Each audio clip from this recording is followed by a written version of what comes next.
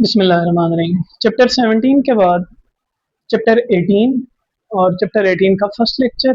Chapter 18 किस बारे में है? चैप्टर 18 है ट्रांजिशन मेटल्स। इस चैप्टर में हम ट्रांजिशन मेटल्स को इन डिटेल स्टडी करेंगे। क्या होते हैं, इनकी इलेक्ट्रॉनिक कॉन्फ़िगरेशन क्या होती है, प्रॉपर्टीज क्या होती हैं, कैसे कंपाउंड बनाते हैं, ठीक है, कॉम्प्लेक्स बनाते हैं तो कैसे बनाते हैं, कलर्ड होते हैं नहीं होते, तो इन सारी चीज़ों के बारे में हम डिटेल के साथ डिस्कस करेंगे। तो सबसे पहले ट्रांजिशन मेटल्स क्या होते हैं? ट्रांजिशन मेटल्स और elements that have partially filled d or f orbital in their atomic or at least in one ionic state। ये ऐसे एलिमेंट्स जिनके d या f ऑर्बिटल्स जो हैं वो कैसे हों, पार्शियली फिल्ड हों, या तो एटॉमिक स्टेट में या फिर कम से कम किसी एक आयोनिक स्टेट। ट्रांजिशन मेटल्स को हम दो ब्लॉक्स में या दो तरह से डिवाइड करते हैं या क्लासिफाई करते हैं। कैसे? डी ब्लॉक ट्रांजिशन एलिमेंट्स और एफ ब्लॉक ट्रांजिशन एलिमेंट्स। अब डी ब्लॉक ट्रांजिशन एलिमेंट्स कौन से होंगे? ऐसे ट्रांजिशन एलिमेंट्स जिनके वैलेंस इलेक्ट्रॉन कहाँ पे प्लेस हो रहे होंगे, कहाँ पे फिल हो रहे होंगे? डी सब शेल में। तो ऐसे ट्रांजिशन एलिमेंट्स जिनके valence electron D subshell में फिल हो रहे होते हैं उनको बोलते हैं ब्लॉक ट्रांजिशन एलिमेंट्स। इनके लिए एक और नाम है आउटर ट्रांजिशन एलिमेंट्स। इसके बाद है F block transition elements. F block transition elements को इनर ट्रांजिशन एलिमेंट्स भी कहा जाता है। और एफ ब्लॉक ट्रांजिशन एलिमेंट्स कैसे होते हैं या इनर ट्रांजिशन एलिमेंट्स कैसे होते हैं? ऐसे ट्रांजिशन एलिमेंट्स जिनके valence electron F subshell में फिल हो रहे हैं। तो एफ ब्लॉक ट्रांजिशन एलिमेंट्स के वैलेंस इलेक्ट्रॉन कहाँ फिल हो रहे होते हैं? एफ सब शेल में फिल हो रहे होते हैं। ट्रांजिशन एलिमेंट्स जो है ये हार्ड होते हैं, ये इनकी प्रॉपर्टीज जो है वो वेरी करती हैं, ये वेरिएबल ऑक्सीडेशन स्टेट शो करते हैं।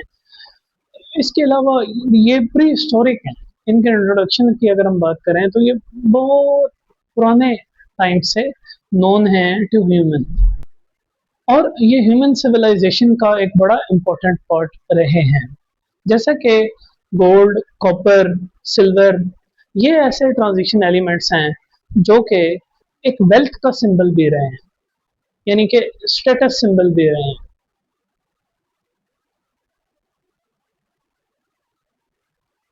सबसे ज्यादा यूज जो है, common use 3D transition elements का है, और ह्यूमन सिविलाइजेशन और डेवलपमेंट में सबसे ज़्यादा इम्पोर्टेंट 3D ट्रांजिशन एलिमेंट्स हैं।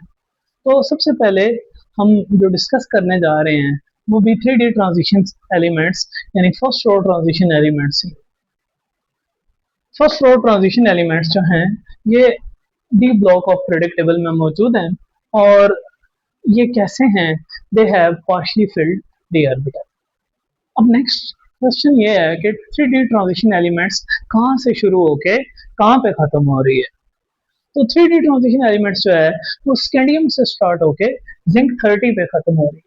Scandium atomic number 21, titanium 22, vanadium 23, chromium 24, manganese 25, iron 26, cobalt 27, निकल 28, कॉपर 29 और जिंक 30।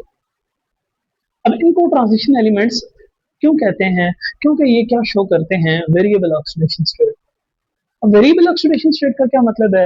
वेरिएबल ऑक्सीडेशन स्टेट का मतलब है कि ये एलिमेंट्स जो है वो किसी कंपाउंड में +2 शो कर रहे हैं, किसी में +3, कहीं +4, कहीं +6, कहीं पे +5।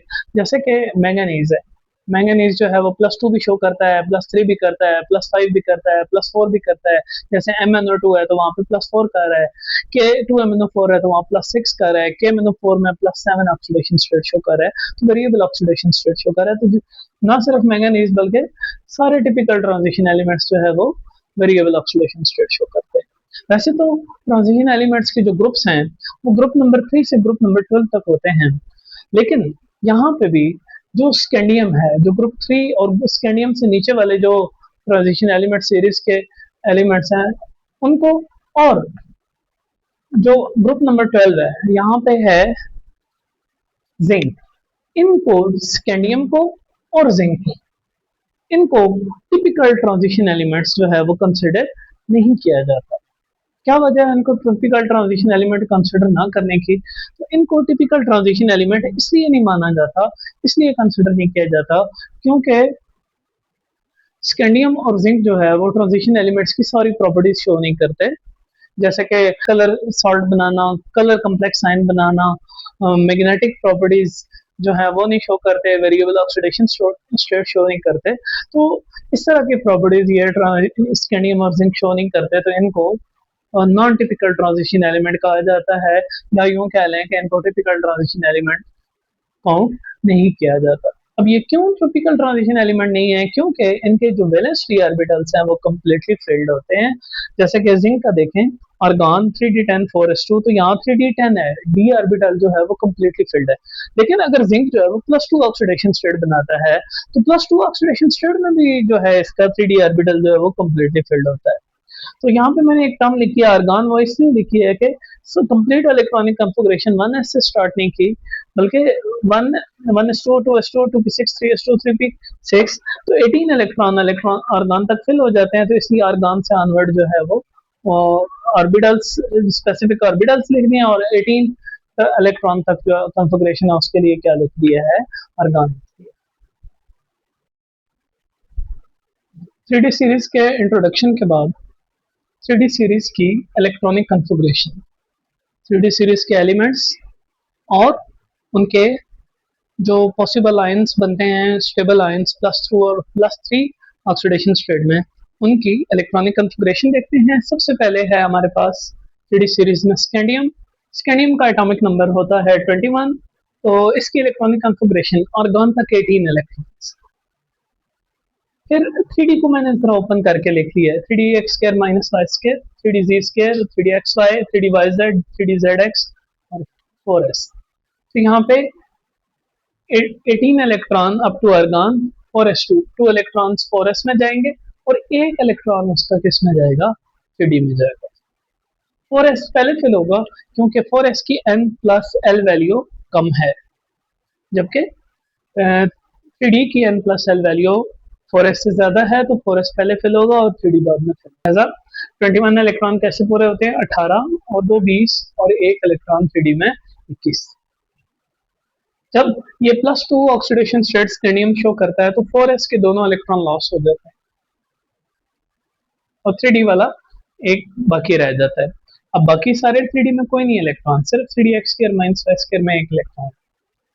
और जब ये +3 ऑक्सीडेशन स्टेट शो करता है स्कैंडियम, तो 3D का इलेक्ट्रॉन भी निकल जाता है और 4s का भी निकल जाता है। तो इट मीन्स कि D और 4s जो है वो कम्प्लीटली एम्प्टी होते हैं। Titanium, argon 3D x² - y², 3D z², 3D xy, 3D yz, 3D zx और 4s। अब यहाँ पे होते हैं टोटल 22। 4s2 के इलेक्ट्रॉन ऐड करें तो बनते हैं 20। फिर 3D x² - y² में एक 21 और 3D z² में एक 22। इसके बाद जब टाइटेनियम +2 ऑक्सीडेशन स्टेट शो करता है तो वो 4s इलेक्ट्रॉन लॉस कर देता है, तो 3D में 2 इलेक्ट्रॉन रिटेन रखता है, बरकरार रखता है। जब टाइटेनियम +3 ऑक्सीडेशन स्टेट शो करता है तो 4s के 2 इलेक्ट्रॉन तो जाते ही हैं, एक इलेक्ट्रॉन 3D से भी जाता है, तो ये 3D1 यानी एक इलेक्ट्रॉन 3D में रह जाता है। वेनेडियम, वेनेडियम जो है वो उसकी electronic configuration argon 3D x² - y², 3D z², 3D xy, 3D yz, 3D zx और 4s। तो 4s2 पे 20, 21, 22 और 23, एक इलेक्ट्रॉन 3D x² - y² में, एक 3D z² में और एक 3D xy, तो बनते हैं टोटल 23। अब जब ये 2 इलेक्ट्रॉन लॉस करता है, +2 ऑक्सीडेशन स्टेट शो करता है, तो 4s के इलेक्ट्रॉन लीव कर जाते हैं, तो 3D में 3 इलेक्ट्रॉन रह जाते हैं, 1 2 और। लेकिन जब ये +3 ऑक्सीडेशन स्टेट शो करता है तो 2 इलेक्ट्रॉन 4s के और एक इलेक्ट्रॉन 3D से, यानी 3D में अब 3 के बजाय 2 रह जाते हैं, तो क्या होता है, argon 3D2 4s 0। Chromium, chromium के केस जरा स्पेशल केस है। Argon 3D x² - y², 3D z², 3D xy, 3D yz और 3D zx और 4s2। होना तो ये चाहिए कि 4s2 के साथ 20, 21, 22, 23, 24, तो डी में 4 इलेक्ट्रॉन होने चाहिए और three D G x empty होना चाहिए, लेकिन यहाँ पे एक इलेक्ट्रॉन 4s से प्रमोट होकर 3d में जाता है, 4s में एक इलेक्ट्रॉन रह जाता है और 3d जो है वो क्या हो जाता है, हाफ फिल्ड हो जाता है। क्यों? क्योंकि डी में कितने इलेक्ट्रॉन हो गए, 1 2 3 4 5, तो मैक्सिमम डी में कितने आते हैं, 10, 10 में से अब कितने आ गए हैं, 5, तो ये क्या हो गया, हाफ फिल्ड हो गया। इसकी इलेक्ट्रॉनिक कन्फिगरेशन जरा नॉर्मल से थोड़ी सी डिफरेंट इसलिए है कि यहाँ पे 4s से एक इलेक्ट्रॉन प्रमोट होके 3d में चला जाता है। हम जब ये +2 ऑक्सीडेशन स्टेट शो करता है तो एक इलेक्ट्रॉन 4s से और एक 3d से लॉस करता है, 4s 0 हो जाता है और 3d 4 हो जाता है, और +3 में 4s 0 3d 3 हो जाता है क्रोमियम। फिर आती है बारी मैंगनीज की। मैंगनीज आर्गन तक 18 इलेक्ट्रॉन, फिर 3d सीरीज और 4s, 4s2 पेज बनते हैं 20, 21, 22, 23, 24, 25।